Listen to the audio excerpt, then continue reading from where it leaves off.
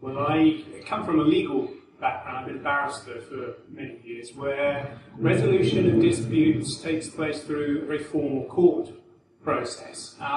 Many cases settle, often at the door of the court, when the costs, both in financial and emotional terms, have already been incurred through very last-minute negotiations. And it really occurred to me over the course of many years in practice that there must be a better way to achieve an early resolution of a dispute rather than leaving it until the last minute. And that is really what mediation is all about. It's through the use of expert, trained, third-party neutrals who facilitate dialogue between the people in conflict and empower them to find their own solution to the particular dispute. I think the first thing to accept is that conflict is inevitable. Wherever two or more people are in relationship, there will be disputes. And really, the key to mediation is understanding that it's poor communication which has led to a failure to resolve that dispute. It's natural to get into conflict, but it's unnatural to remain in conflict.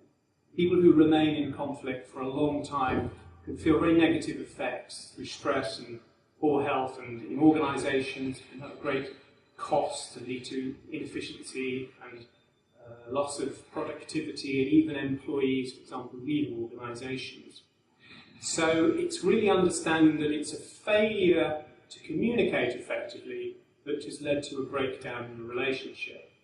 So the key from a mediator's perspective is to try to understand what the individual's needs and interests are, rather than the positions and the principles which they often come into the room with. To dig a little deeper and find out what is really at the core of the issue and trying to get that resolved. Well, mediation is a very cost-effective way of resolving disputes. It can be very fast, often just a few hours or a day, or maybe a series of sessions over a period of time. It's a very informal procedure, and it gives the opportunity to the parties to the dispute to really be heard. They're validated through being able to talk for themselves and express themselves, and that can often be quite emotional. It allows people to give vent to their feelings, which is very cathartic and helps to move through entrenchment that has led to the dispute not having been resolved.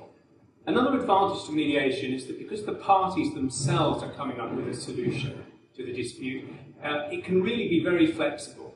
Whatever it is that can be put together to formulate an agreement that everybody is happy with can be put into effect, providing there's a commitment from all sides.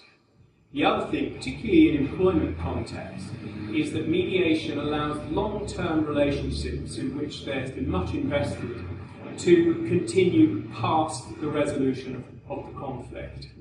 It's often seen as a way of preserving long-term relationships. In theory, there's no dispute, no matter how small or how large, that can't be resolved through talking, right from the smallest neighbourhood or community dispute up to international boundary disputes. In theory, with the right facilitator, the right skills, whatever the issue, it should be able to be resolved.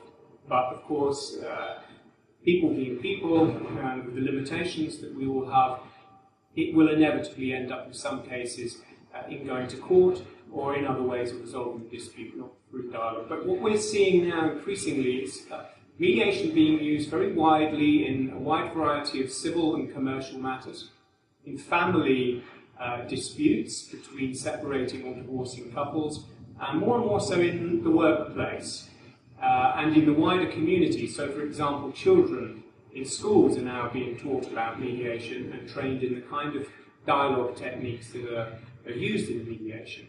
Local authorities, HR departments in companies are investing heavily in alternative dispute mechanisms because they see that addressing a conflict at an early stage will help to increase their cohesion within the organisation, and it's good for retention of staff and reducing the amount of dispute in the workplace.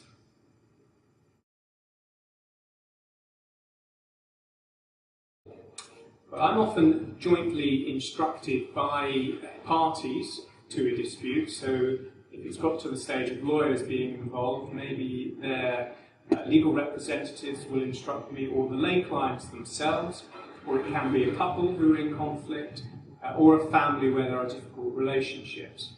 But increasingly what I'm finding in the workplace is that I might be brought in by an employer who needs assistance with resolving a dispute or a difficulty that's come about in the workplace, some tension between members of staff. And although HR departments will be engaged in trying to resolve those disputes themselves, I think it's seen that to bring someone in from outside the organisation who is more neutral and can take things a little bit more at arm's length, and in a slightly more structured, processed environment is helpful to get the parties to break through whatever impasse it is that they've not been able to break through so far.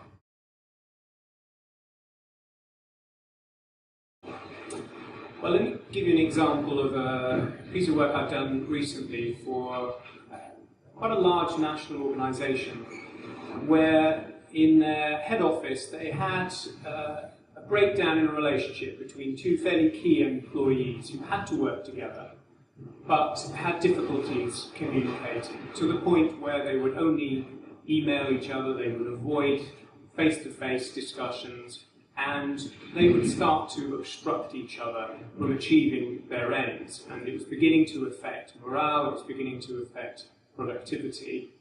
And the managing director came to see me and called me in to conduct a series of meetings with the employees concerned, initially individually, and through a series of coaching sessions we raised awareness of what the issues were that needed to be addressed, and got some clarification around what the individual might be contributing to the situation themselves. We then put the participants together, and through a series of mediated meetings we addressed those issues and drew up an action plan under which each person committed to changing their own behaviour.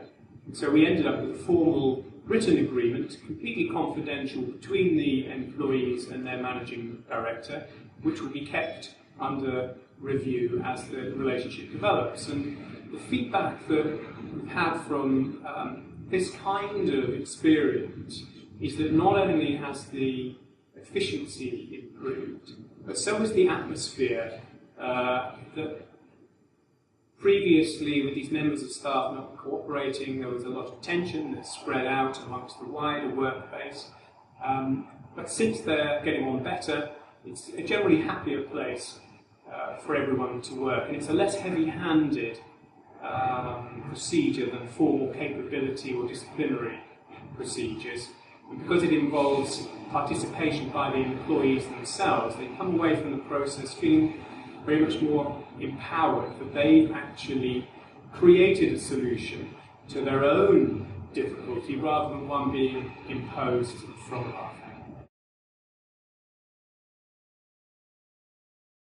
Well, because mediation involves the use of a flexible skill set, it helps very much to be able to improvise. So you have to be able to adapt to the circumstances that are thrown at you and deal with whatever may come up on the day, and often there's quite a lot of surprises. So skills used in performance and particularly in improvisation, and having the courage to allow the parties to take control of the process at times and run with what they're coming up with is a very useful skill to have.